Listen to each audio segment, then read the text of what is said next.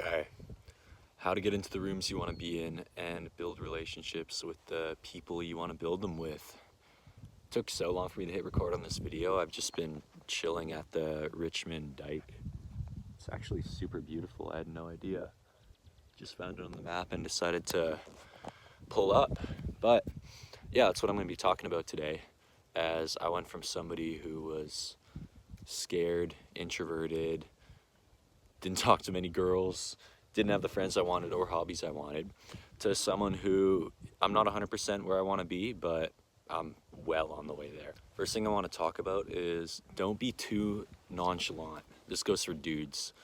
Like, I've noticed this a lot, is a lot of guys are very nonchalant, like cool guy, all that, which isn't like terrible, but you're allowed to be chill, that's fine. But you want to be interested enough in the people that you're talking to that you don't just seem like, oh, I'm better than you, you know? Like, you want to be curious about them as people and want to learn as much as possible about them. You want to be interested in them, you know? I mean, well, you probably are, but you got to express that a little bit, you know? You can't just be the cool guy 100% of the time.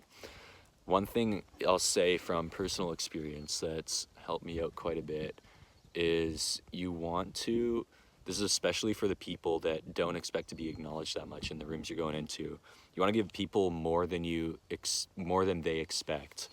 I was reading this book called Unreasonable Hospitality by Will Guidara.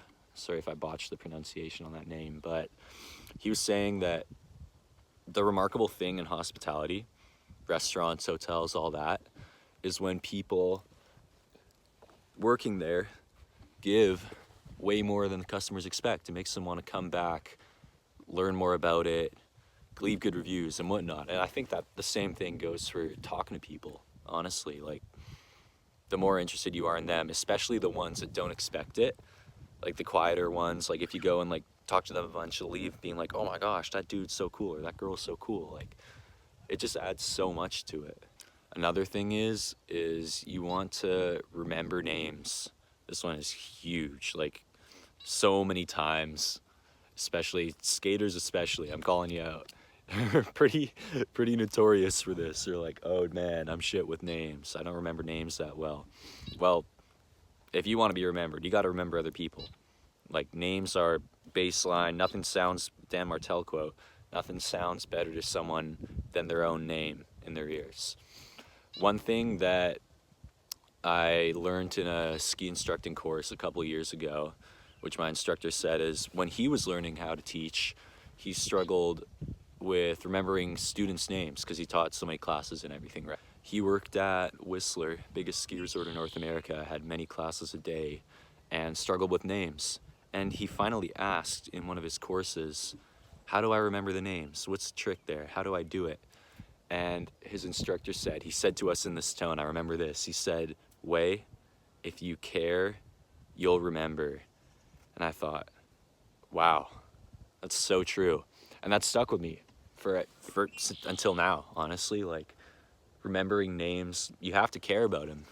You have to care about the people, think about certain things you remember them by. You don't have to tell them those things necessarily, but just think about them. It'll help you remember them. And the bottom line is you have to engage with them as much as you can, not just in the interaction, but after the interaction too. Get their Instagram, phone numbers. When I was meeting people when I was first at university, it was huge in university, but I would use Snapchat a lot.